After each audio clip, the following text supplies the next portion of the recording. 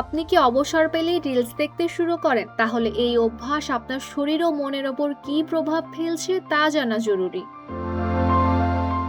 এখন শুধু তরুণরাই নয়, প্রবীণরাও ঘন্টার পর ঘন্টা রিলস দেখছেন। বিশেষজ্ঞরা বলছেন সীমিত ব্যবহার উপকারী হলেও অতিরিক্ত স্ক্রলিং মোটেও ভালো নয়। সমস্যা শুরু হয় যখন ফোন ব্যবহারই দৈনন্দিন জীবনের প্রধান অভ্যাস হয়ে যায়। দীর্ঘ সময় বসে থাকার কারণে শারীরিক নড়াচড়া কমে যায়, এতে স্থূলতা ও জয়েন্টের সমস্যার ঝুঁকি বাড়ে। এদিকে স্ক্রিনের নীল আলো ঘুমের স্বাভাবিক চক্রে বাধা দেয়, ফলে অনিদ্রার সমস্যা দেখা দিতে পারে। পাশাপাশি একটানা ভিডিও দেখার কারণে মনোযোগ ধরে রাখার ক্ষমতাও কমতে থাকে।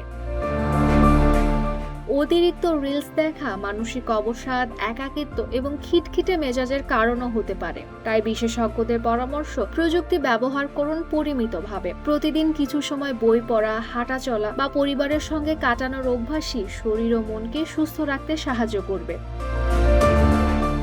Desk report, Dhaka post.